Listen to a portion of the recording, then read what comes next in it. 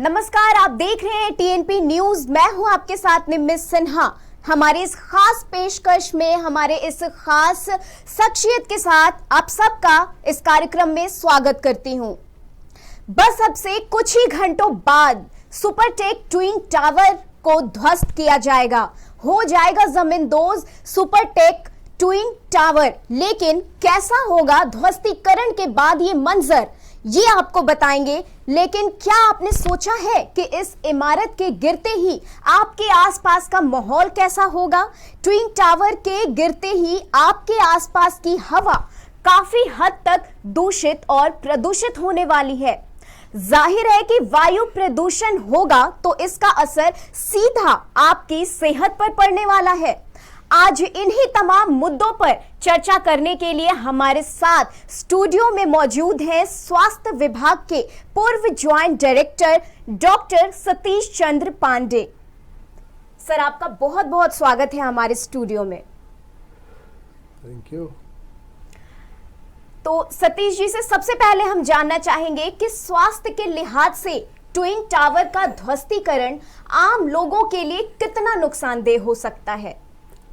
ये तो चूँकि 40 मंजिले की टावर है, इतनी बड़ी टावर, बताते हैं कुतुब मीनार से भी ऊंची टावर है जी। अब ये पहली बार इस तरह हो रहा है, तो इसके गिरने से इतना ज़्यादा कम से बड़े बड़े तो तुरंत नीचे गिर जाएंगे, लेकिन छोटे पार्टिकल्स जो है ना, माइन्यूट पार्टिकल्स, वो तो हवा में पता नहीं कितने दिन तक लटकते रहेंगे, हफ्तों लटकेंगे।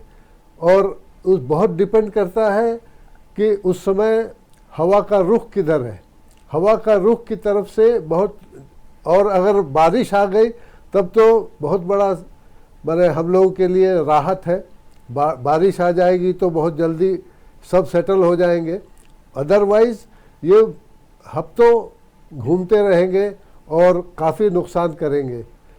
और स्पेशली जिनको फेफड़े की शिकायत है, जो किसी भी माने उन लोग को एजमेटिक, जो आजमा से पीड़ित है, उन लोगों के लिए ज़्यादा दिक्कत हो जाएगी।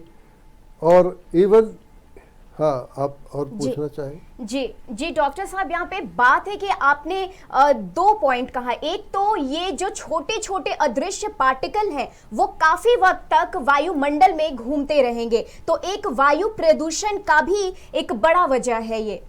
इस पे आप क्या कहेंगे? हाँ, बिल्कुल सही बात है। वो तो क्योंकि पार्टिकल्स छोटे छोटे जो है काफ़ी दूर तक, अब जैसे मैंने बताया कि हवा का, अब जिधर हवा का बहाव रहेगा उधर ही ज़्यादा, इवन लोग जो ये मत सोचे कि खाली अगल बगल वाले ही अफेक्टेड होंगे।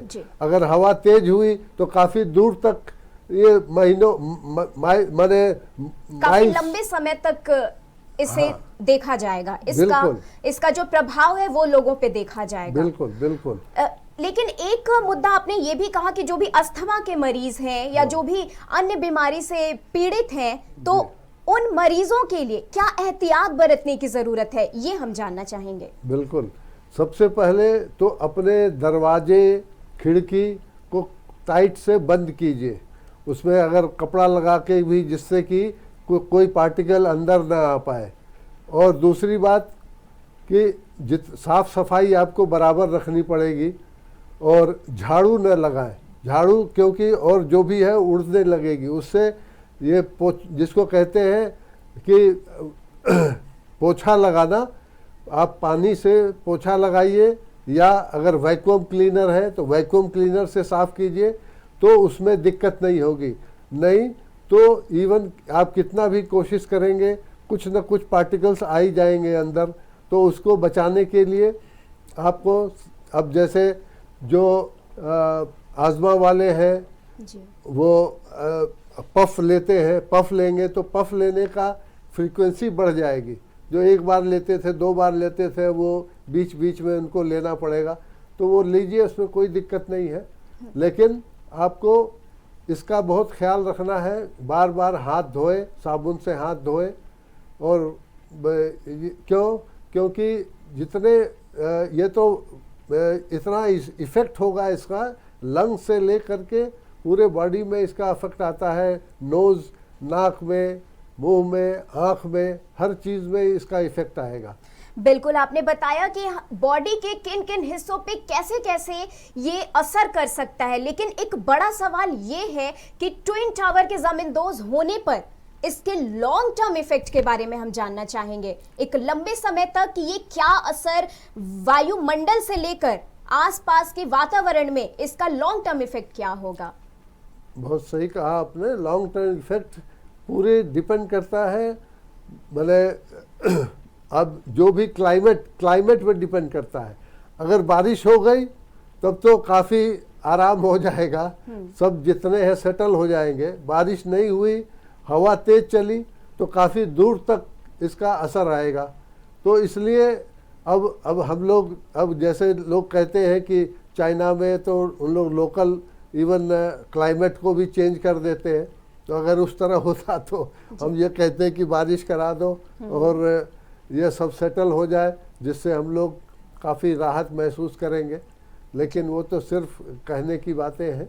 यानी हम ये समझ सकते हैं कि इसके जमींदोज होने से जो आफ्टर इफेक्ट है वो काफ़ी हद तक दूर दूर तक ये फैलेगा और इसके वातावरण को शुद्ध करने के लिए बारिश होने की ज़रूरत बहुत है। तो बारिश अगर हो जाती है तो वो सोने पे सुहागा हो जाएगा। डॉक्टर साहब, यहाँ पे एक सवाल और उठता है कि क्या ब्लास्ट की आवाज़ जब इस बिल्डिंग को ध्वस्त किया जाएगा, जब ब्लास्ट किया जाएगा, तो इसकी आवाज़ हमारे कानों को कितना हमारे शरीर को नुकसानदेह, हमारे शरीर के लिए नुकसानदेह साबित हो सकती है? बहुत सही पॉइंट कहा आपने। जो नज़दीक वाले होंगे, हालांकि उन लोगों को दूर कर दिया गया है, स्पेशली उस वक्त के लिए 2-3-4 घंटे के लिए शायद उनको बोला गया है कि आप सब लोग अलग हो जाइए। उसके बावजूद चूँकि ये इतने बड़े 40 मंजिले की ये इमारत है, तो इसके गिरने के बहुत बड़ा ब्लास्ट होगा। हम समझते हैं ये, चूँकि ये एक तरह का रिकॉर्ड ब्रेकिंग है, तो इसमें नेचुरल है कि कान में उससे आप रुई लगा के या उसको बंद रखें, अब तो ज़्यादा अच्छा रहेगा। स्पेशली ये एजेड पर्सन्स के लिए, बूढ़े लोगों के लिए, तो क्योंकि कान का पर्दा फटने का भी डर हो सकता है। तो लेकिन अगर सब खिड़की दरवाजे सब बंद रहेंगे तो आप काफ़ी सेफ रहेंगे। और तो ये सब एहतियात आपको लेना पड़ेगा, तो वो ज़्यादा अच्छा रहेगा। अब लेकिन एहतियात की बात आती है तो हमारे आसपास कई तरह के लोग होते हैं, बच्चे, बूढ़े, या फिर बात करें एक गर्भवती महिलाओं की। तो जब इनकी बात होती है तो इन्हें किस तरह की एहतियात बरतने की ज़रूरत है इस तरह की परिस्थिति में? बहुत सही कहा आपने। गर्भवती महिलाओं और बूढ़ों के लिए तो बहुत स्पेशल ख्याल रखना पड़ेगा। तो उसके लिए एयर प्यूरीफायर होता है। एयर प्यूरीफायर, उसको एक तो दरवाजे खिड़की सब अच्छी तरह से बंद करके और अंदर एयर प्यूरीफायर को ऑन कर दिया जाए। और अगर एसी भी है तो एसी चलाइए, उसमें कोई दिक्कत नहीं है।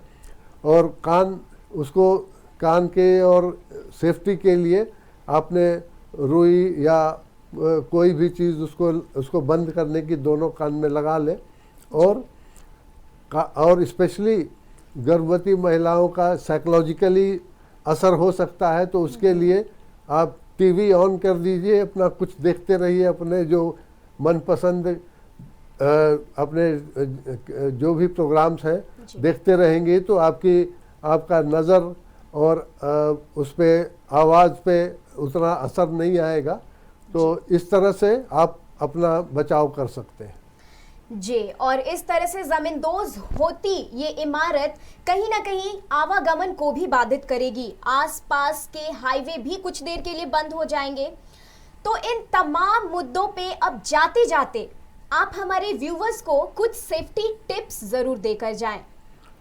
हाँ, वो एक तो किसी को साइकोलॉजिकली इतना हो जाता है कि भाई उनको हल्का सा बुखार आ सकता है या घबराहट हो सकती है, दर्द हो सकता है। तो उसके लिए सबसे बढ़िया पैरासीटामोल सबसे सेफ है। पैरासीटामोल आप आराम से ले सकते हैं।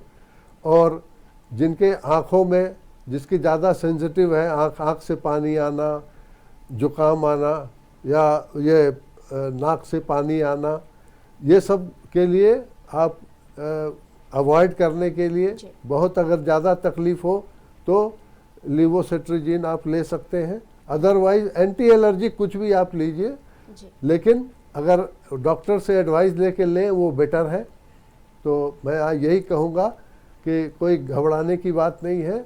साइकोलॉजिकली आप अगर तैयार रहेंगे तो कोई ख़ास आपको दिक्कत नहीं होगी।